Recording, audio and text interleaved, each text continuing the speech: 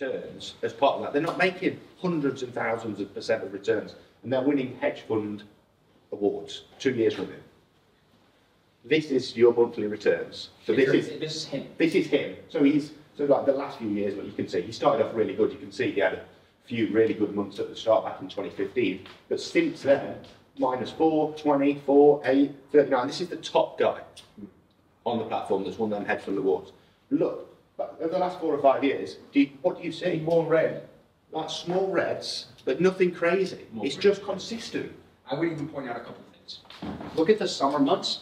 He struggles the most consistently in the summer. This 2020 year seemed to be a tough year. 2018 was a tough year. Both of those years, you have interest rates with the Fed maybe playing a factor because he's a news trader, right? Where the Fed started adjusting rates here and tried to start adjusting rates here and here. So I think there's macro factors if you're talking about a macro trader. But even like, look, if you took out his summer trading, May to August, and you just told him not to trade this summer, he's probably making more money. He has no outperforming other than, that's April, there's no 10% months in the summer. His best time ever in the summer was this 90% month right there. That's it. Yeah. So like even there, you can point at a couple of months, but other than that, there's times where he is caking out. November, October up there. Like does very well in those months. And he normally starts the year pretty well. He's only had 2 red months in the start of the year. But look at the returns. 2%, 1%, not even 1%, 1%, 3%, 7%, 12%. But how many of you would be discouraged if you only made 5% in a year or 8% in a year? But why? Because you don't have enough money. 5% of a $5 million account, you probably would not complain. Right, it's capital. And this guy's got a lot. How much does he have again? About 35 at the minute. 35, what do you call them, millions? Millions. No, no. What was it? Bars, yeah, 35 bars. Don't laugh at my accent, fucking does. So then we move on. So this is the same guy, right? Same guy. This is what we want to highlight though. He was in a drawdown for over a year. He's not been paid for over a year. 419 days during that period. And then look who has won hedge fund awards during that period. Was in a drawdown for 419 days, 22%. Look at him come out of it. Boom. How many of you stopped trading when you were in a 20% drawdown? I mean, Tom, and you've not made money for 12 months? There's a period in here. Yeah.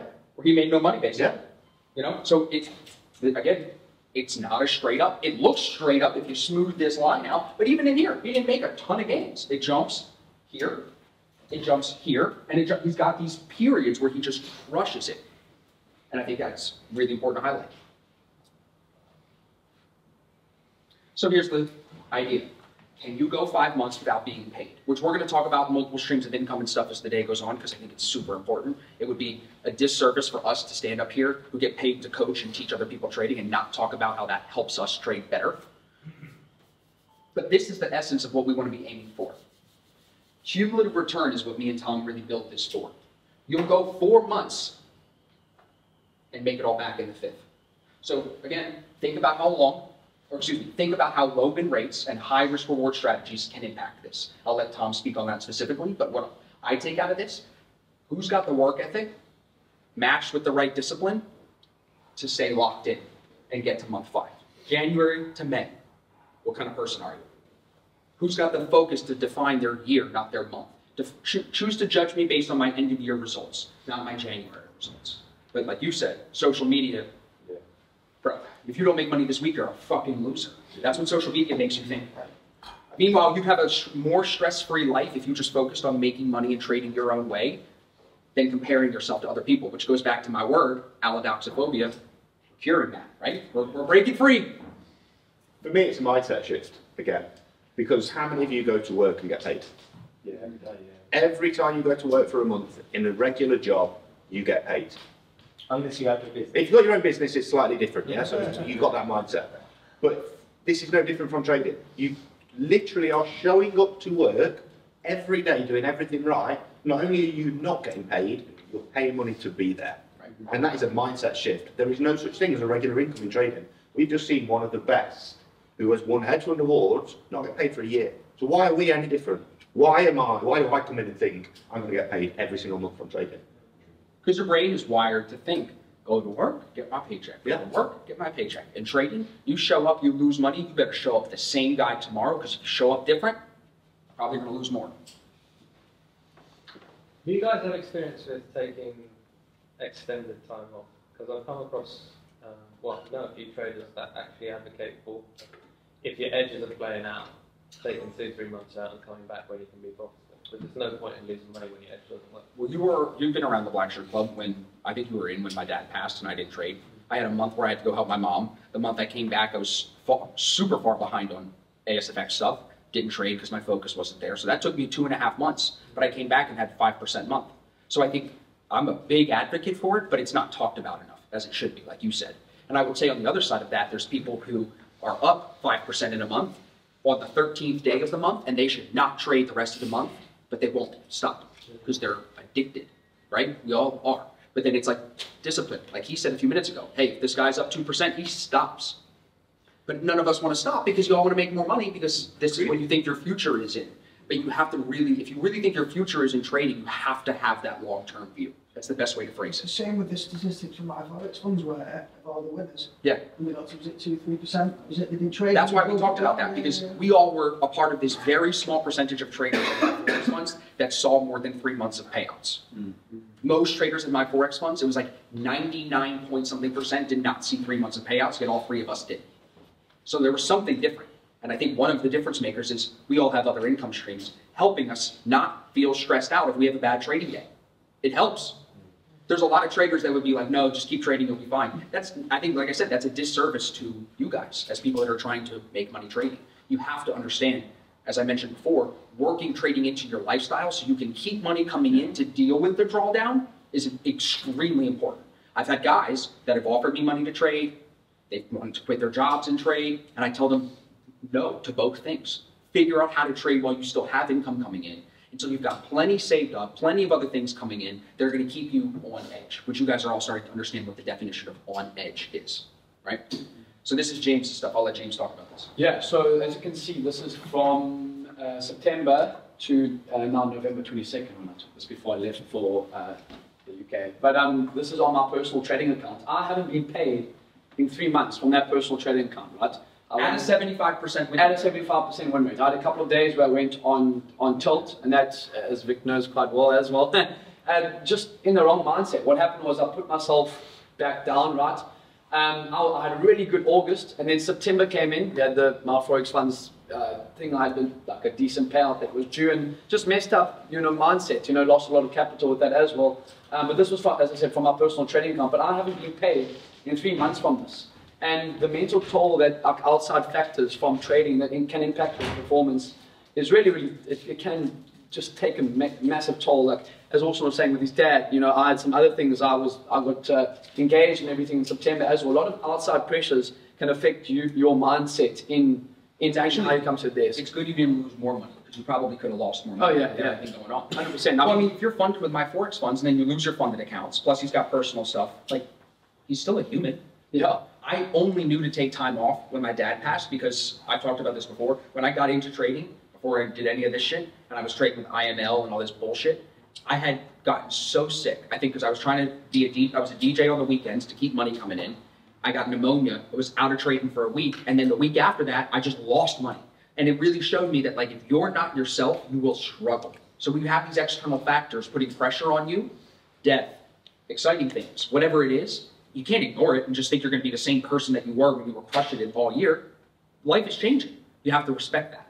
But I think, something that's to point out is I'm only down 1.82% from, on the account in these 3 months, right? So it's not like I knocked myself down 10, 15%. It's really not that bad at all. 5, 6 a month. Exactly. Not even. Yeah. So what I'm trying to say is that, like, there's going to be months where you're not going to make money, but it's limiting the downside, because then there's going to be other months, as Tom showed, where I'm going to crush it and I'm going to be on point. I can make 20% in the space of 2 months, 3 months. But then it's, again, these things balance each other out, and then there's going to be months where it's going to be a drier spell. So just limiting the downside, and that's what I've had to do in the last 3 years. That's what I've learned in terms of trading full time, because I haven't worked another job, right? I went straight out of rugby and I was trading full time, is limiting the downside periods, and that's what I've had to learn. Be defensive.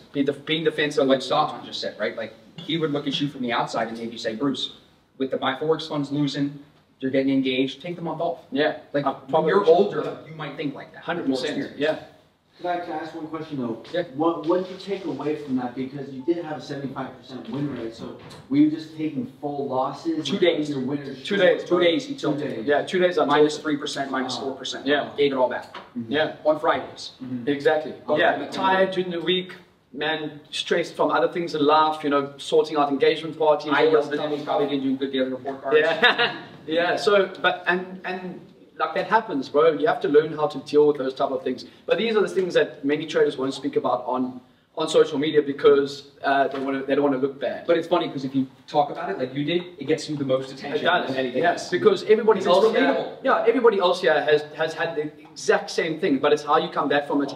And as I said, just learning to deal with times like that, like Drawdown. Yeah. Yeah, Tom, this is Yeah, so this is just my P&L for the year. Started off like today, just showing that drawdown happens. I've been in a drawdown since like August, managed to get back out of it, and then we've had a down, I don't know, about 9%, I believe it was. Yeah, and then even just if you're driving back out, I think it's just the realities of fucking trading. It really It is. affects you guys when you pull money out as well, because you're looking at your P&L go down. Like, because obviously if you like, say like you've got a 100 grand account, and you up, say you're up 10% on it, and you need to take away from it at some point, does it then affect your mind because you then just took out the 10 you're starting? I've always wondered on the other side how it actually feels when you go back to 100 grand and or do you just have to? so personally, I've been doing this for the last 3 years. I pay myself a salary from that account every single month. It's a set amount. It covers my expense in that because I like try and limit my lifestyle. I don't try and live extravagantly. So it does, but you get used to it. But at the end of the day, I have to pay myself from the And that's totally different than my perspective. My perspective is I got the 100K account, the 300K account. When I was getting the payouts for my Forex funds and the 300K, it's not money I'm reliant on. So I'm like, give me that 7 grand this month, give me that 10 grand this month, give me the 12, and then it just clears me back to 3, and I'm like, cool, now I got this wiggle room. I think, but you're talking specifically based on like a personal trading account, right? Well, whether you've got personal or let's say you've got 100 grand FTMO. Sure. Yeah. Okay, well, But that's what, like, again, it just depends on do you need the money. Yeah. If you're in a position where you don't need the money, why are you taking it out? Yeah. I would argue when people say that, you take it out because you don't know what's going to happen with these. Yeah, You take that money. I mean, psychologically though, if you take yourself down to, let's say like you're up 3 grand. Yeah. You take yourself down to 0, you withdraw it. Yeah. If you have 1 loss, technically you're in drawdown, but in reality you're not. You're because right. You're up 2% still. So does that affect your mindset? No, to put yourself in drawdown when really you're not. Like if you left all that in, technically Tom's not in drawdown, but he is in drawdown. If he's Short term. drawdown. Yeah. You're only in drawdown on one account. You're not in drawdown. If you've got because ultimately the idea is that you've got your own capital that you don't need to. You just build it. The idea for me is Yeah, see, that's why it's like if you're trading your personal, it's different. Yeah. But like again, this is why it's good to get 3 different perspectives. Because like my perspective on it is these funded accounts could go down at any You don't moment. want to leave them in there. I don't want to leave the money in there. And when I'm not relying on my trading income to pay my bills, like James said, you don't live extravagantly, you live like a normal person, not just being a degenerate, then you can say, yeah, I'm going to take it. The payout doesn't have to be consistent, and I know I'm just playing with this 300K, which really, with a 300K account at a 10% drawdown, if that's what you have, that's a 30K account, basically, right? So you're playing with about 30K. So it's like, I could take on some drawdown initially on that, because personally, I don't give a fuck what my equity curve looks like. I give a fuck on how much money did I get paid out this year. That's just where I'm at personally. You know what I mean? I still track my equity curve. I still tracked every trade, but that's not what I'm concerned with. Like, I'm not concerned with a little bit of drawdown. Did I get a payout in that period and then take all the drawdown? That's all that matters. It's the dollars. Yeah, so I think what I was speaking about specifically was that was like a personal trading account. I pay myself from my personal trading account every month. But for prop firms, Don't take pay the money. money. Take some money out, bro. Yeah, get paid. Just take Take it. it. Take it and just start. And who knew my Forex funds was going to go up? Yeah. I have been paid out more from them than any other prop firm. So like, you would think if you've been getting payouts from this firm, they're going to keep paying you out. No, wrong mindset. That's why it's always. Well, I think what he's saying is obviously when you go back down to 300 grand, but then you take a loss. Then you've got to deal with it. Yeah, then you're a draw. You take a loss. Technically, it's easier to. Technically, yeah, but then have different accounts, bro. Like some accounts, like have 3 or 4 accounts. That's what I'm saying. Like in the bigger picture, right? Yeah. Once because you've been close. Once you pass once. I've been so close so many times. Once you pass your first funding challenge, and has anyone else passed a challenge before? Once you pass once, how attainable does it feel? Oh, no, Compared to when you first were trying to do it, it's very difficult. Do you know, when I passed that first one, I was like, oh great, this should be easy now, this phase 2. And then there's a guy I followed online, and he's very statistical, and he said 8% out of everyone who does the FTMO, because it was only specifically FTMO, he said only 8% pass phase 1. And then he said, I wish I hadn't heard this. And he went, out of that 8%, he said only 3%. Has to phase be. 2. I was like, oh. But you know what the thing is? I shouldn't. But I would tell you the reason for that is people punt it, bro. Yeah. They're buying the account, they blow it the same day. I know guys, bro, when I was working with a prop firm, Surge Trader, and they were paying me and then I left. When I left, all these firms hit me up to promote them. So I started to talk to people. This guy, Dan, that should be coming to speak today, he was worked with a couple, he's told me stuff. So many people will buy 5 200K accounts and blow 5 200K accounts in one day. And then buy more tomorrow. And buy more tomorrow. So those statistics are skewed from the people that are trying to flip. If you took only the traders, I think you'd have better statistics. I know that my psychology was not there for phase. I wasn't ready to pass phase 2. Yeah. In reality, like, I kind of thought, right, okay, I know what I've got to do here. And phase 2, I was chatting this morning, like, with phase 2, I actually had something to lose. Whereas phase 1, I didn't have anything to lose. Right. Phase 2, I've got this little thing here. That's going to change my life. I actually had something to look, and then how that affected how I perceived the data and what I actually took was huge. What's up, Dan? Let's go. Everybody, Dan, everybody. Yeah, so that's why I think you're coming in at a great time. We're talking about prop firms. Yeah, So- so the same setup could have presented on phase 1, and I'm like, no, I'm taking that. Yeah. And then when that, let's say like 9 out of